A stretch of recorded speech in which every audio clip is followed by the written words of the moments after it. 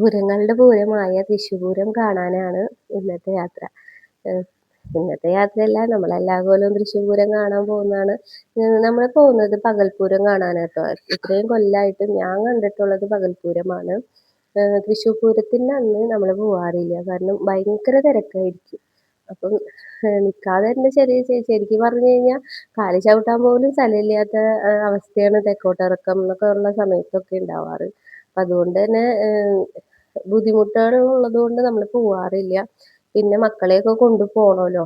അപ്പോൾ അതുകൊണ്ട് പകൽപ്പൂരത്തിനാണ് പോവാറ്. പിറ്റേ ദിവസമാണ് പകൽപ്പൂരം.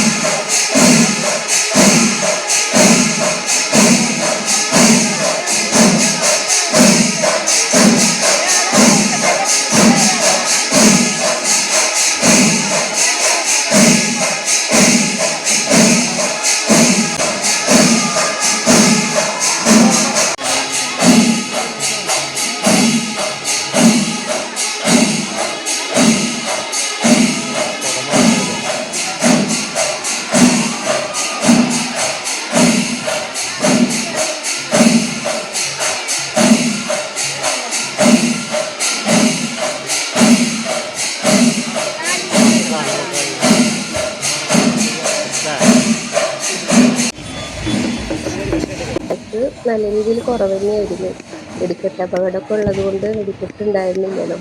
അതുകൊണ്ട് തന്നെ നല്ല രീതിയിൽ തിരക്കൊക്കെ കുറവായിരുന്നു. പിന്നെ അവിടെയുള്ള കാഴ്ചകളൊക്കെ കണ്ട് കുറച്ച് നേരം അങ്ങനെ ഇരുന്നു.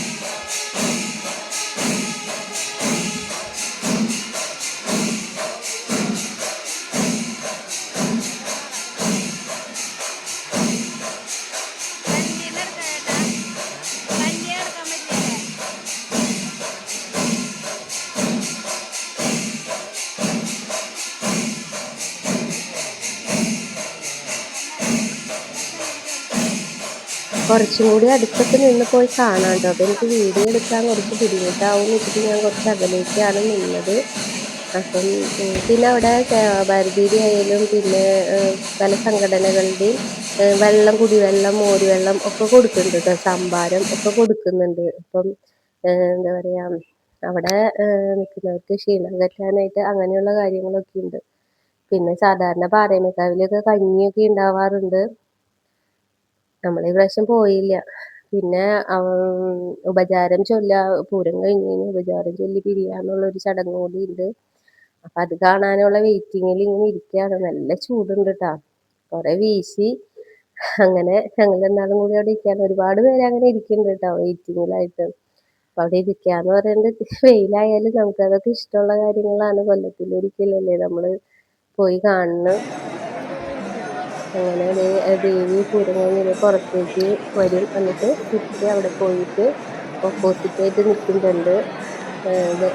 നിന്ന് കഴിഞ്ഞിട്ട് ഉപചാരം ചൊല്ലുക എന്ന് പറയുന്ന ഒരു ചടങ്ങാണ് പിന്നെ ഉണ്ടാവാറ് കേട്ടോ. അങ്ങനെ ഈ കൊല്ലത്തെ തൃശ്ശൂർ പൂരത്തിന് എന്താ പറയുക, അവസാനിച്ചു എന്ന് പറയാം. എല്ലാവരും തൃശ്ശൂർ പൂരം വന്ന് കാണാം.